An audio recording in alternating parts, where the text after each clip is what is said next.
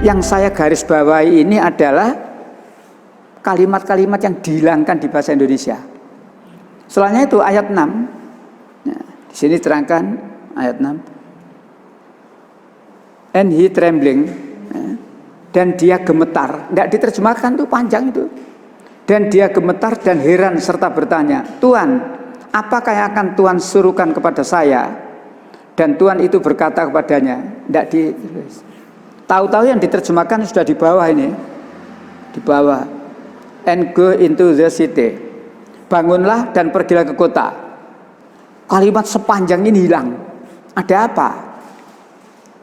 Inilah ya, Paulus itu menghalalkan segala cara.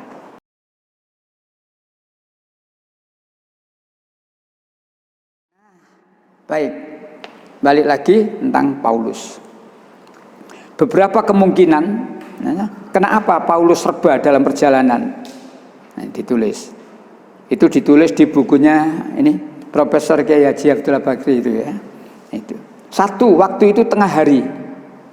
Jadi Paulus mengejar murid-murid Yesus yang melarikan diri ke Damsyik itu. Tengah hari, panasnya terik itu Paulus mengejar. Ya, kemungkinannya ya, kondisinya tidak mendukung. Dalilnya ini Kisah Rasul-Rasul pasal 22 ayat 6 ya. Jadi ini keterangannya ada dari yang kemarin bukunya saya tunjukkan itu ya. Di situ saya tulis itu narasumber ya. Nabi Isa dalam Al-Quran dan Muhammad dalam Bible oleh Prof. Kiai Haji Abdullah Bakri.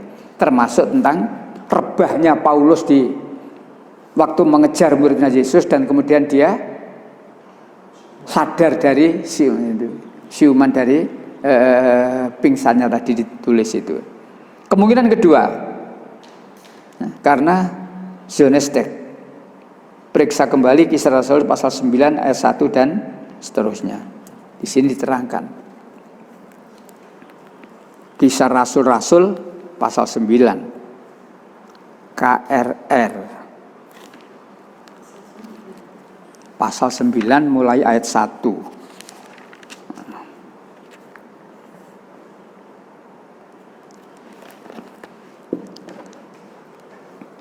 Jadi memang Alkitab ini ya, isinya isi lakonnya Paulus ini. Sementara itu berkobar-kobar hati Saulus untuk mengancam dan membunuh murid-murid Tuhan. Yang dimaksud murid-murid Tuhan, murid-muridnya Yesus ya. Ia menghadap imam besar dan meminta surat kuasa daripadanya untuk dibawa kepada majelis-majelis Yahudi di Damsyik. Jadi untuk mengejar mereka ke Damsyik, untuk menangkap itu. Supaya jika ia menemukan laki-laki atau perempuan yang mengikuti jalan Tuhan, ia menangkap mereka dan membawa mereka ke Yerusalem. Dibawa ke Yerusalem lagi untuk dibunuh. Dalam perjalanannya ke Damsyik, ketika ia sudah dekat kota itu, tiba-tiba cahaya memancar dari langit, mengelilingi dia. Ia rebah ke tanah, dan kedengaranlah olehnya suatu suara yang berkata kepadanya, Saulus, Saulus, mengapakah engkau menganiaya aku? Jawab Saulus, siapakah engkau Tuhan? Kok ngerti gitu Tuhan ngomong karo ndek gitu ya. Nah, di sini keterangan-keterangan ini yang kemudian ketemu perbedaan-perbedaan pengakuan itu ya.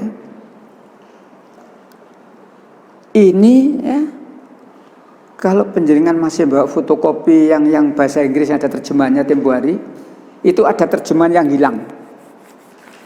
Dari terjemahan yang di sini ini ada, ingat saya kemarin sudah saya lampirkan yang materinya Alkitab dari tahun ke tahun. Itu ada fotokopi, yang di situ ada fotokopi sedikit bahasa Inggris dan terjemahannya. Ketemu ya. Ingat ada dalam Alkitab dari tahun ke tahun itu ya. Ada Putri. Yang ada fotokopinya dari Alkitab bahasa Inggris.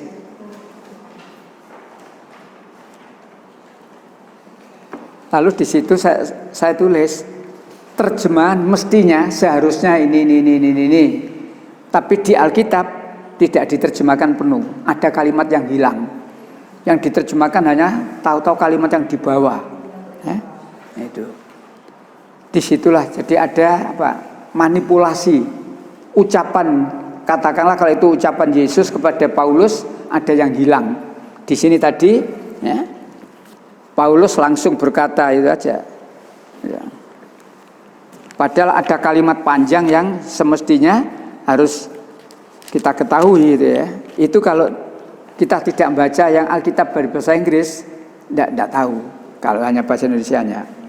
Siapakah engkau Tuhan? Katanya, akulah Yesus yang kau aniaya itu. Tetapi bangunlah dan pergilah ke dalam kota. Ini kalimat terakhir padahal. Mestinya sebelum ini ada kalimat panjang. Ya, ada kalimat panjang hilang. Di sini tidak terjemahkan. Ya, hilang. Ada Mbak ya? Tidak ada. Nah itu Ibu. Nah.